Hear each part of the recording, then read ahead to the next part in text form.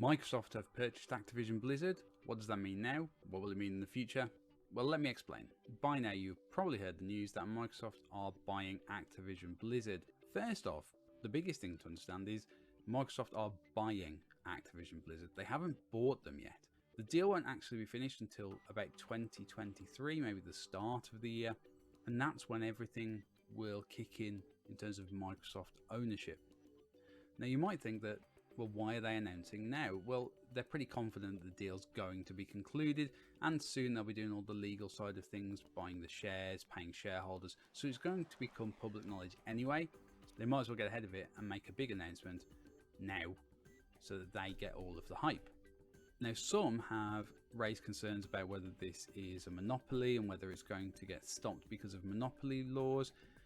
I kind of feel like that is unlikely. The reason I say that is, even though Microsoft are buying Activision Blizzard, that doesn't create a monopoly. It's just Microsoft owning more studios.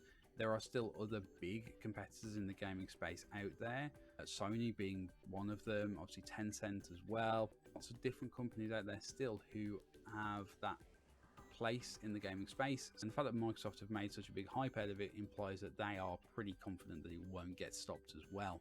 As was reported on The Gamer, they did a tweet, I'll put it up now, and it says that all of the IPs that Microsoft will own once the deal goes through, I'll read them to you: Call of Duty, Diablo, World of Warcraft, StarCraft, Crash Bandicoot, Guitar Hero, Tony Hawk Pro Skater, Fallout, Doom, Quake, Psychonauts, Elder Scrolls, Prey, Wolfenstein, Halo, Forza, Fable, Gears, Perfect Dark, Age of Empires, Killer Instinct, Banjo-Kazooie, Battletoads, Conker, Viva Pinata, and many more still. Now, obviously, some of those they already owned, but the first lot from Call of Duty to Wolfenstein, they are new IPs that they will now own once the deal is concluded. And there's some huge ones there. Call of Duty, of course, massive. Diablo, massive. World of Warcraft, massive. StarCraft, massive. Crash Bandicoot, very popular. Obviously Overwatch there as well. So there's quite a list of new IPs that they're going to have in their stable come 2023. And that naturally leads to the question of, well, what happens to exclusivity and what happens to those games on other platforms? Well, the simple answer is nothing. So until the deal is done, Microsoft don't own those IPs anyway. And even when the deal is done, Microsoft has said that they will commit to keeping games that are on platforms now on those platforms. In an interview with Bloomberg, Phil Spencer, the head of Xbox, said, "I'll just say to players out there who are playing Activision Blizzard games on Sony's platform, it's not our intent to pull communities away from that platform, and we remain committed to that." Now, I think that's important to note there. He says players out there who are playing now. In terms of going forward in future games, I think that the vast majority of them are going to be Microsoft exclusive. That means PC and Xbox. They haven't paid $68.7 billion in order to put them on Sony's platforms. Does that mean everything's going to be exclusive? Probably not. It means that most will be. And those that aren't exclusive are probably going to come at the cost of the other platforms.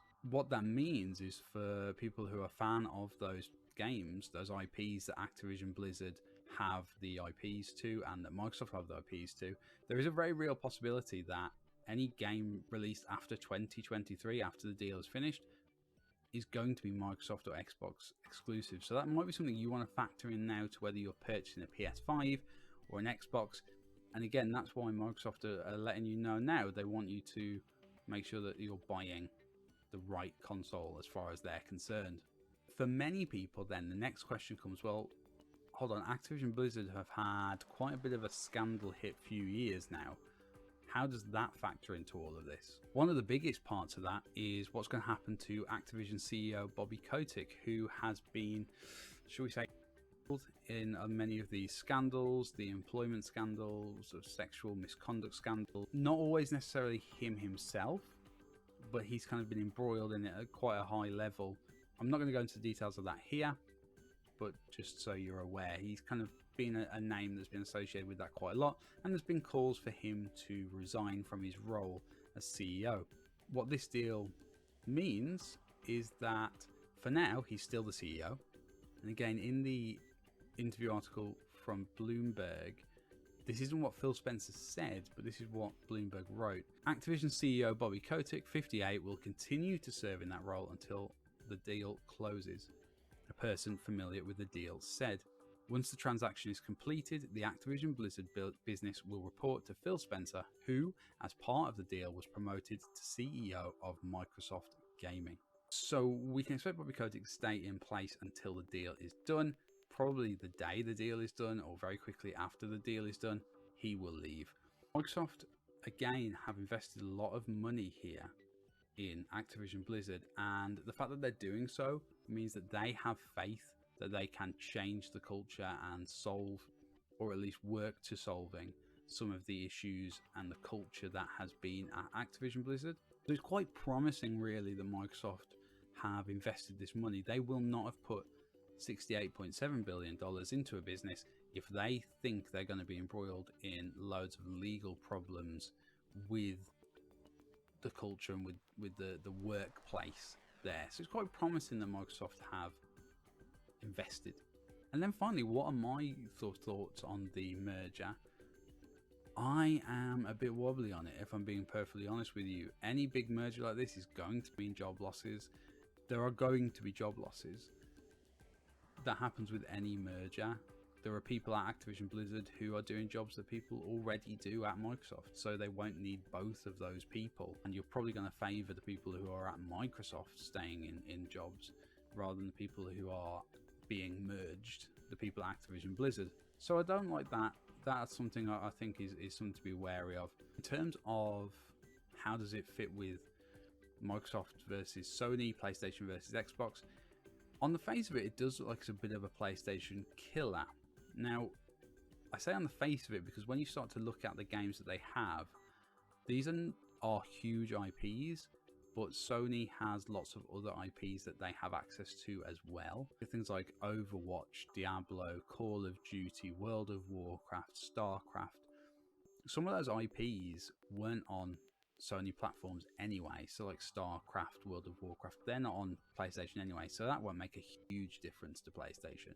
Call of Duty and Overwatch definitely will have an impact, less so Overwatch. I think more people are playing Overwatch on PC than on console, so that won't have as big an impact. Call of Duty is potentially a big one, and it's one that Sony might look to strike a deal so that it doesn't go Xbox exclusive. If you were Microsoft, why would you let Sony have it? You can say the only place to play Call of Duty is on a Windows machine. Diablo's a weird one. Diablo is obviously has a huge fan base, but he's a little bit quiet at the moment as a franchise. Even saying that, it's pretty much a PC game anyway. It won't have a huge impact on Sony and Sony's thinking. I know it got ported, but realistically it was a PC game and it'll probably stay a PC main. But we'll see. I'm not in favour necessarily of less competition in the gaming space. I think it's always better for the consumer when there is competition, but I do feel like Microsoft can make a big impact on that studio and have a big impact on those games going forwards. When it's Activision Blizzard and they're private, every game needs to be $1 billion making game. Every game needs to make a huge ton of money because of that sort of level of investment. If you're Microsoft, however, you don't mind if games make money over time. If you don't mind if they don't make huge amounts of money, as long as you're making money, you're not going to cry over, if it makes a small amount or a huge amount. You're still willing to make that, and we've seen that with Microsoft. And I think somebody like Activision Blizzard has enough talent and skilled teams there who can do interesting games without necessarily the promise of them being huge billion-dollar franchises.